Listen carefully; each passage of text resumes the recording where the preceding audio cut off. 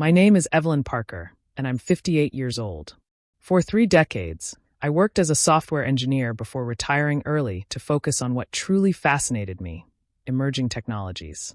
My daughter Brittany never paid attention to my career. To her, I was just mom, someone who cooked dinners, signed permission slips, and apparently couldn't possibly understand anything invented after 1995. Last Thursday afternoon changed everything between us. It started as an ordinary day. I was upstairs in my home office, supposedly taking my afternoon nap. Brittany had told me she was having friends over for a study session. At 23, fresh out of college with a marketing degree, she still lived at home while finding herself. I was actually debugging some code for a blockchain project when I heard laughter drifting up through the heating vent. Brittany's voice carried clearly through the old house's thin walls. "Mom's too old to understand crypto," she laughed. "She still writes checks at the grocery store." I set down my laptop, my fingers freezing over the keyboard. I did write checks sometimes. It was easier for tracking charitable donations. But too old to understand crypto? So how much are we talking about? That was a male voice I didn't recognize. "At least 3 million, Brittany replied casually, like she was discussing the weather. She showed me once when she was trying to learn about Bitcoin. She had to write down the seed phrase because she couldn't remember it. I took a photo when she wasn't looking. My blood ran cold. I knew exactly what she was talking about. 6 months ago, Brittany had suddenly shown interest in my investments. I'd been thrilled. Finally, something we could bond over. I'd foolishly shown her my main wallet, even explained how seed phrases worked. And she won't notice? Another voice, female this time. "Please." She checks it maybe once a month. By the time she figures it out, I'll be in Bali living my best life. I'll just play dumb, say I must have been hacked. She's always clicking on weird links anyway. They all laughed. My daughter, my own daughter, was planning to rob me. I sat in stunned silence for a moment, processing what I'd heard.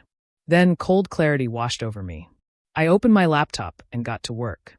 First, I created a new wallet with a completely different seed phrase. My fingers flew across the keyboard, muscle memory from years of coding. Within minutes, I had a fresh wallet set up with military-grade security. Then came the delicate part.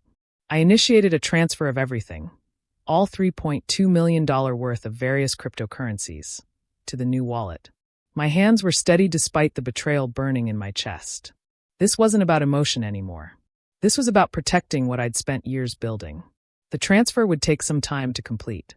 I monitored it carefully, watching each confirmation like a hawk. Downstairs, I could hear them still talking, still planning their crime. "When are you going to do it?" someone asked. "Tonight after midnight," Brittany replied. "She takes her sleeping pills at 9. She'll be out cold." I almost laughed. I hadn't taken sleeping pills in 2 years, not since I'd started meditating. But Brittany wouldn't know that. She barely knew anything about me beyond what she could use. By 4 p.m., the transfer was complete. My old wallet showed a balance of exactly $0. I then did something extra.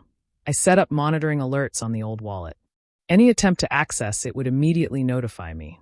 I closed my laptop and lay down on my bed, actually taking that nap she thought I was having. I needed to be well rested for tonight's performance. Dinner was surreal. Brittany was extra sweet, bringing me tea, asking about my day. "You look tired, Mom. You should get to bed early." "You're right, sweetheart," I said, playing my part. "I think I'll turn in after Jeopardy." She practically glowed with false concern. "I'll be in my room studying. Big interview tomorrow." There was no interview. I'd checked her laptop last week when she'd asked me to fix her broken printer. She'd simply unplugged it. Her browser history showed hours of browsing luxury resorts in Bali and designer clothing sites. At 9 p.m., I made a show of taking my sleeping pills, actually just vitamin C, and headed to bed.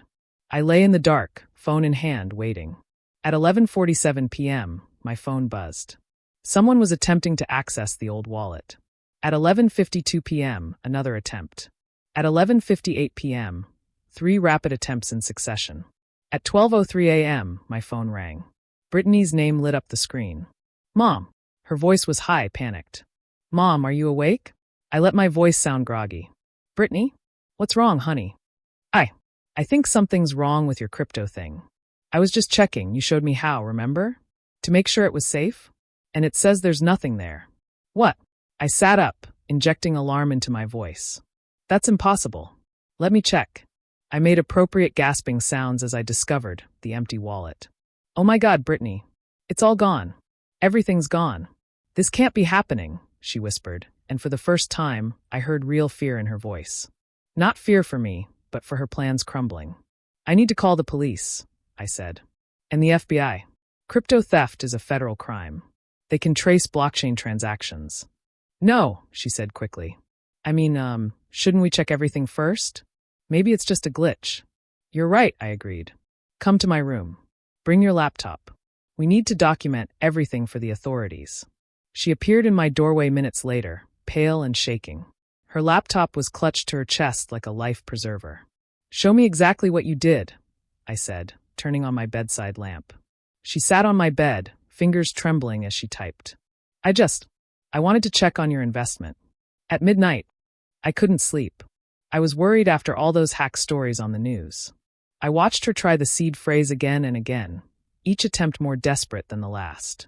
Finally, she slumped in defeat. Mom, I'm so sorry. This is all my fault.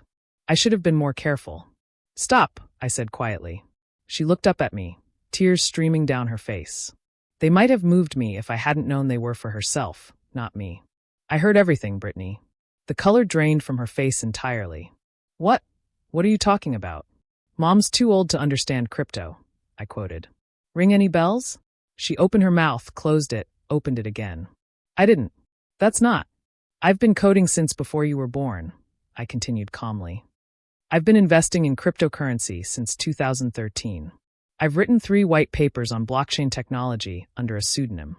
But please, tell me more about how I'm too old to understand. Mom, the money is safe, I said. I moved it hours ago. Your little midnight heist found exactly what you deserved, nothing. She stared at me, and I saw her cycle through emotions, shock, anger, desperation, and finally rage. That's mine, she exploded. I'm your daughter. That money should be mine anyway. Should it? I asked. Tell me, Brittany, what have you done to earn it? Besides planning to steal it while I slept. I've had to live with you breathing down my neck my whole life. Do you know how embarrassing it is having a mom who's always trying to be relevant? Always talking about your stupid computers and your stupid investments. Each word was a dagger, but I'd been cut by sharper blades in the male-dominated tech world of the 90s. This pain was different, though. This was my child, the baby I'd sung to sleep, the girl I'd sacrificed so much for. So you decided to rob me and run to Bali? Her face crumpled. I just wanted to live my own life. You have so much, and I have nothing.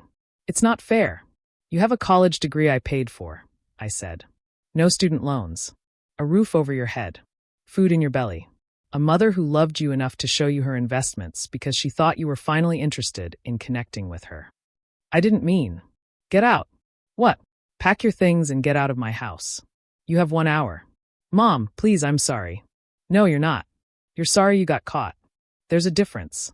She tried everything, tears, apologies, threats to hurt herself, promises to change. I'd seen it all before in her teenage years, but this time I didn't budge. I sat in my bed, stone-faced, as she packed her things. Where am I supposed to go? She wailed. You have friends. The ones who were here planning this with you. I'm sure they'll be happy to help. This is a legal eviction. I have rights. You're right, I said, picking up my phone. Should I call the police and explain why I'm evicting you? I'm sure they'd be very interested in your attempted theft of $3.2 million in cryptocurrency. She left within the hour. The next few weeks were brutal. She called relatives with sob stories about how I'd thrown her out for no reason. She posted on social media about her abusive mother, who cared more about money than family. Some believed her. I lost a few friends who couldn't reconcile the image of sweet Brittany with the truth I told them. But I also gained something, self-respect. For too long, I'd let her treat me like a foolish old woman, accepting her condescension because I wanted to keep the peace. I'd enabled her entitlement by never saying no, never setting boundaries. 3 months later, I received a letter. No return address, but I recognized the handwriting. Mom, I'm working at a coffee shop in Portland. It's hard. Everything's expensive and people are mean. I think about what I did every day. I don't expect forgiveness. I just wanted you to know that I finally understand what you tried to teach me about earning things for yourself. I'm sorry. For all of it. Brittany. I read it twice, then filed it away. Maybe someday I'd be ready to rebuild our relationship. But not today. Trust, once shattered, takes more than words to repair. I converted part of my crypto holdings into a college scholarship fund for young women in STEM. I named it after my grandmother, another woman who was underestimated in her time. Sometimes I think about that night, about the panic in Brittany's voice when she found the empty wallet. It wasn't priceless, actually. It cost me my daughter. But keeping that money while losing my self-respect would have cost me so much more. These days, I teach blockchain basics at the community center. My students are mostly retirees, eager to understand this new world. They don't think I'm too old. They think I'm exactly the right age, old enough to have wisdom, young enough to keep learning. And I do keep learning. Every day, I learn something new about technology, about finance, about human nature. But the most important thing I learned was this. Being underestimated is only a weakness if you underestimate yourself. My wallet is secure now, protected by more than just passwords and seed phrases.